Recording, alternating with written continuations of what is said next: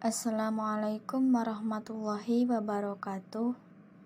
Halo semua, ketemu lagi dengan saya Suni Amanah, NIM 502030 dari Prodi PGSD.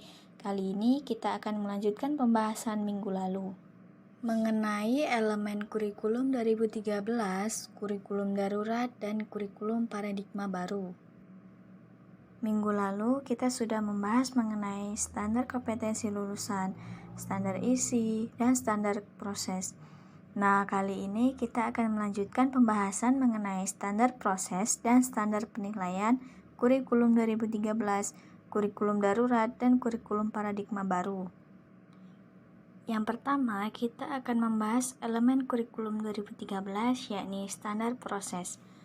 Permendikbud nomor 65 tahun 2013 mengamanatkan bahwa proses pembelajaran pada suatu pendidikan harus diselenggarakan secara interaktif, menyenangkan, memotivasi peserta didik, serta memberikan ruang yang cukup bagi kreativitas dan kemandirian sesuai dengan bakat, minat, dan perkembangan fisik pada peserta didik.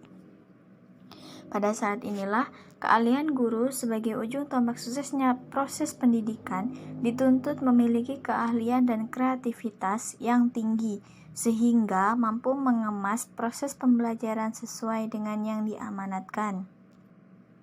Yang selanjutnya adalah standar penilaian kurikulum 2013. Standar penilaian kurikulum 2013 adalah berbasis kompetensi yang dimana pada hal ini terjadi pergeseran dari penilaian melalui tes menuju penilaian autentik. Yang kedua yaitu elemen kurikulum darurat. Yang pertama, standar proses.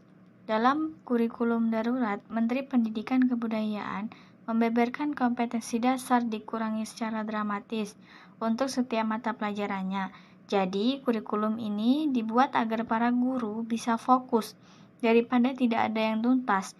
Jadi, ini bukan membuat kurikulum menjadi tidak standar, melainkan memilih akan terfokus. Sedangkan pelaksanaan kurikulum darurat ini berlaku sampai akhir tahun ajaran, tidak hanya memberikan modul untuk pengajaran.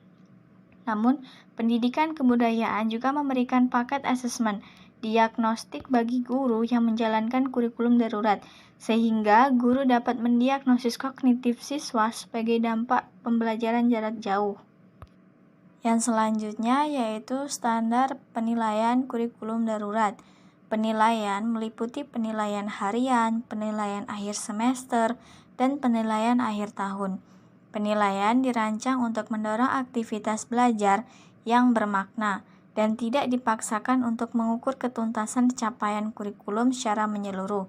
Pemberian tugas kepada peserta didik dan penilaian hasil belajar pada masa belajar dari rumah dilaksanakan bervariasi antar peserta didik sesuai minat dan kondisi masing-masing, termasuk mempertimbangkan kesenjangan ketersediaan fasilitas belajar di rumah. Pemberian tugas diberikan secara profesional atau tidak berlebihan dengan tujuan pelindungan kesehatan, keamanan, dan motivasi peserta didik selama masa darurat tetap terjaga. Yang ketiga yaitu elemen kurikulum paradigma baru.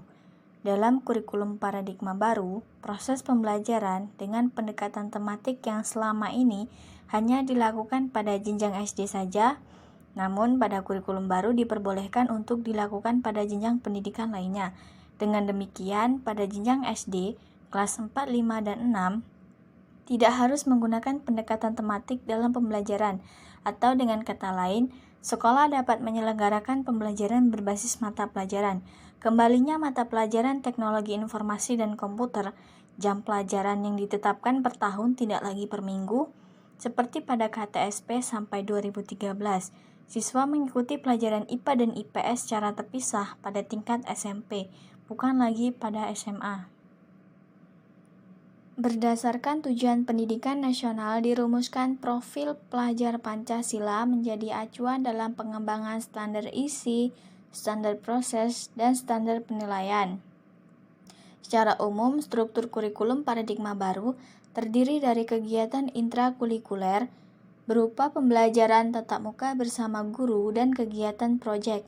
Setiap sekolah diberikan keleluasan untuk mengembangkan program kerja tambahan agar dapat mengembangkan kompetensi peserta didik. Program itu disesuaikan dengan visi, misi, dan sumber daya yang tersedia di sekolah. Demikian yang dapat saya sampaikan mengenai elemen kurikulum 2013, kurikulum darurat, dan kurikulum paradigma baru. Mohon maaf bila ada salah dalam penyampaian materi. Pada Allah saya mohon ampun. Saya akhiri. Wassalamualaikum warahmatullahi wabarakatuh.